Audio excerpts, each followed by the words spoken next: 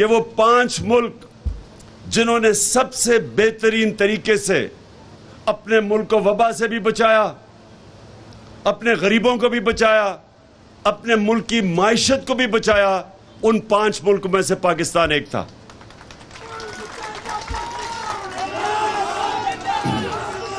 اب ہم نے کیا کیا؟ ہم نے سب سے پہلے لاک ڈاؤن پوری طرح نہیں لگایا، ہندوستان میں نریندر موڈی نے لگایا، اور وہاں ان کی جو دولت میں جو اضافہ ہو رہا تھا وہ -7% پہ چلا گیا، بے روزگاری بڑھ گئی، غربت بڑھی وہاں۔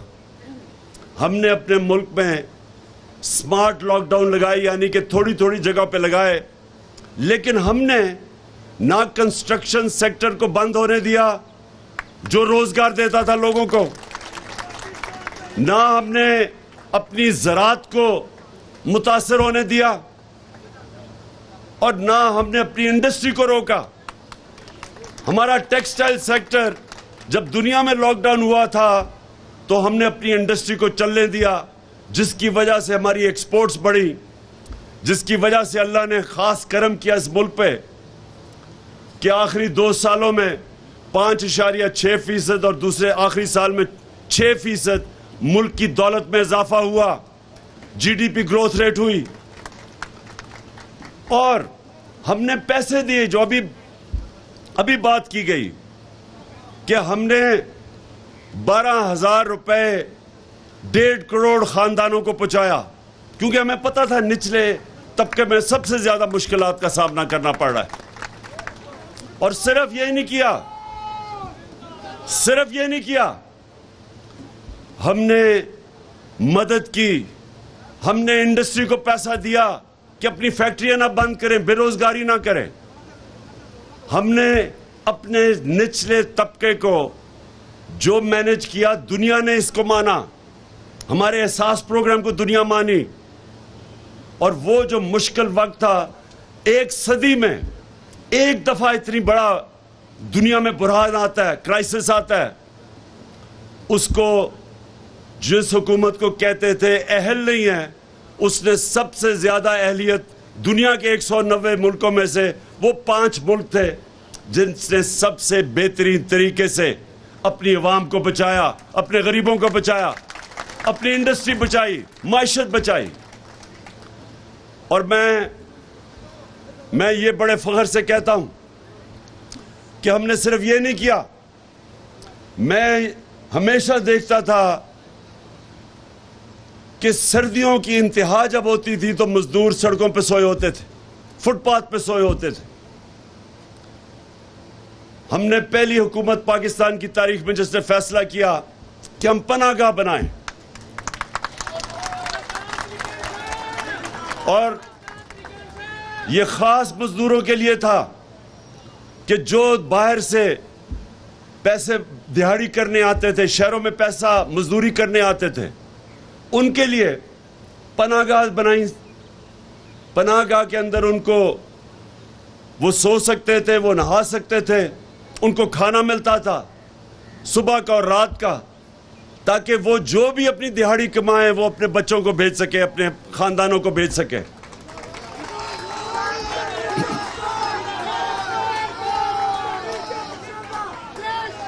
اس کے بعد یہ کہ پہلے ہم نے پختونخوا میں تھوڑے سے ایک نچلے طبقے کو صرف ہم نے شروع کی صحت کارڈ دینا، پھر ہم نے سارے پختونخوا میں، سارے پنجاب میں، سارے گلگت بلتستان میں، آزاد کشمیر میں، جدھر جدھر ہماری گورنمنٹس تھی، ہم نے ساری گورنمنٹس کو ہیلتھ انشورنس یعنی صحت کارڈ دیا کہ ہر خاندان کے پاس 10 لاکھ روپے کی ہیلتھ انشورنس ہو، اور سب سے بڑی بات کیا، وہ کسی بھی ہسپتال میں 10 لاکھ روپے تک اپنا علاج کروا سکتے تھے۔ یعنی کہ لاہور کے جو پرائیویٹ سیکٹر میں ڈاکٹرز ہاسپٹل جدھر سب سے مہنگا علاج ہے، ادھر بھی ایک مزدور صحت کارڈ پہ جا کے اپنا दिल का ऑपरेशन करवा सकता था। ये पहली दफा पाकिस्तान में हुआ, नहीं तो बेचारा गरीब धक्के खाता है सरकारी अस्पतालों में और अमीर प्राइवेट हॉस्पिटल्स में जाता था। ये पहली दफा पाकिस्तान में हमने अपने आम लोगों तक, जो सबसे मुश्किल एक घराने पे जो वक्त होता है वो होता है जब बीमारी होती है और उनके पास पैसा नहीं होता इलाज का, वो एक पूरा घराना कर्जे लेता है और गुर्बत की लकीर से नीचे चला जाता है सारा घराना। इसलिए हमने फैसला किया कि हम एक प्रोटेक्ट करें, तहफ़्फ़ुज़ दें अपने उस तबके को जो सिर्फ और सिर्फ बीमारी की वजह से सारा घराना गुर्बत की लकीर से नीचे चला जाता। तो हेल्थ कार्ड दिया।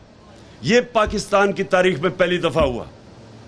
फिर हमने कामयाब जवान और कामयाब पाकिस्तान, कामयाब पाकिस्तान और कामयाब जवान में हमने कर्जे का फैसला किया। नौजवानों को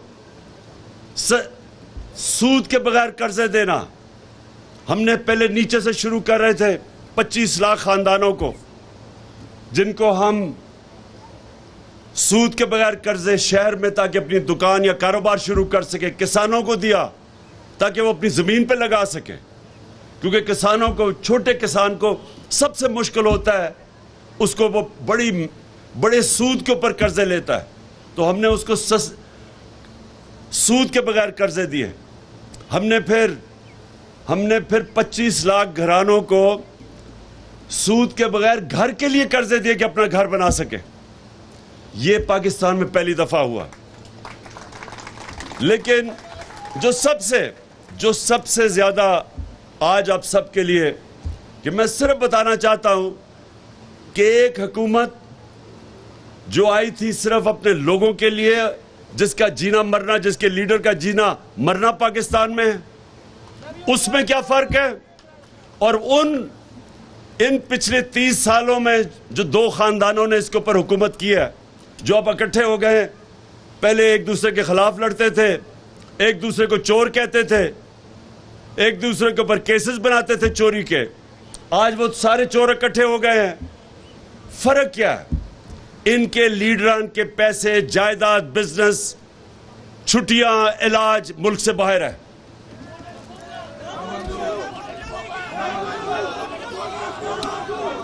और इसीलिए इनको अमेरिका ने हमारे ऊपर मुसल्लत किया है, क्योंकि इनके पैसे बाहर पड़े हैं।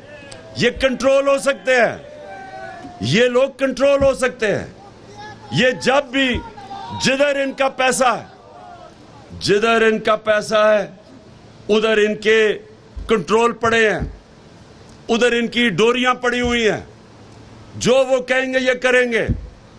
अगर रूस सस्ता तेल बेच रहा था, जो हम उनसे मुआहदा कर रहे थे कि 30% कम कीमत पे तेल रूस से खरीदें, हिंदुस्तान 40% कम कीमत पे रूस का तेल खरीद रहा है। जब ये 60 रुपए लीटर बढ़ा रहे थे डीजल और पेट्रोल, तो हिंदुस्तान में 25 रुपए कम कर रहे थे।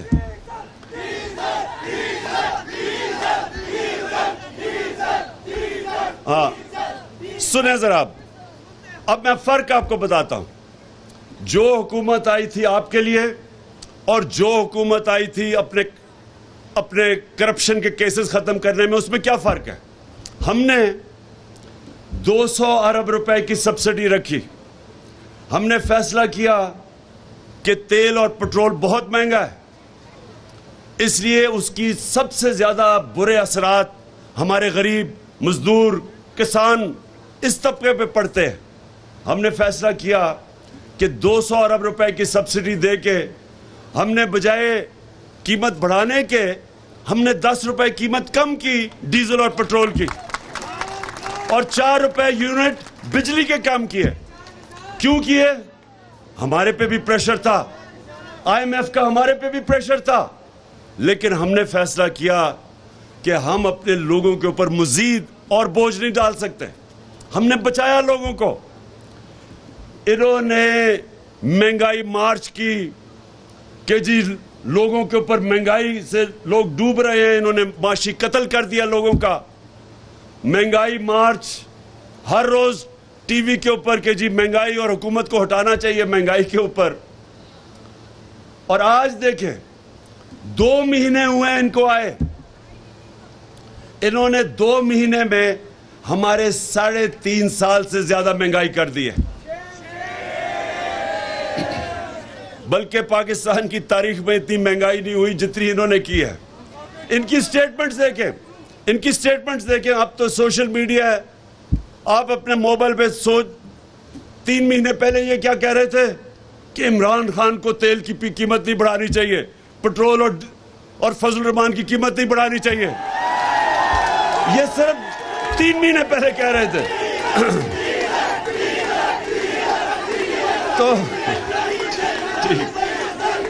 तो इन्होंने क्या,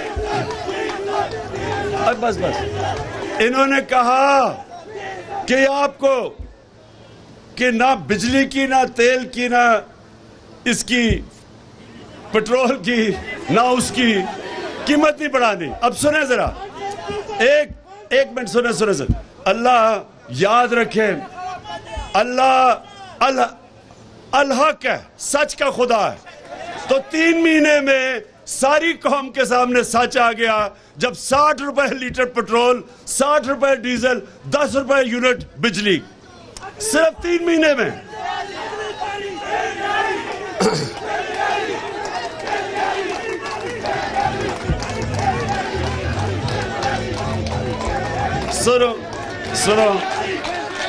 सुनो और अभी यही नहीं, सिर्फ अभी ये सिर्फ डीजल, पेट्रोल और बिजली नहीं बढ़ी, अभी मजीद और बढ़नी है।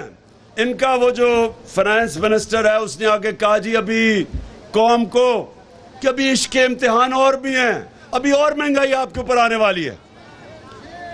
सिर्फ वो ही नहीं बढ़ी, घी की कीमत किधर गई है?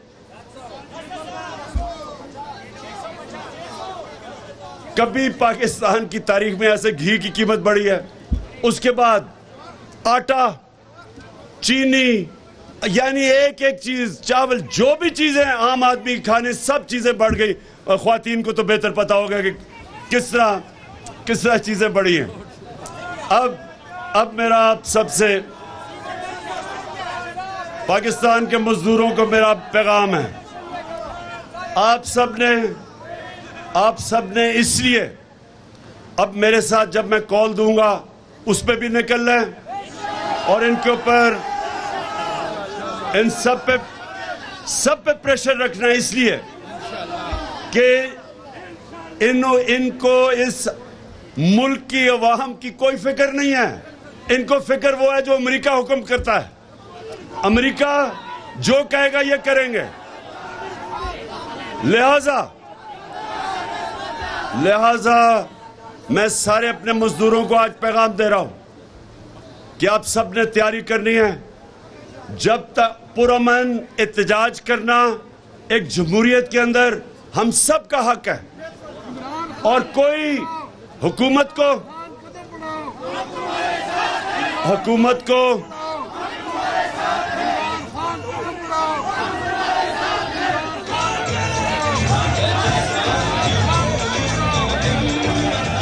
तो 2 चीजें आखिर में जरा सुने, 2 चीजें। एक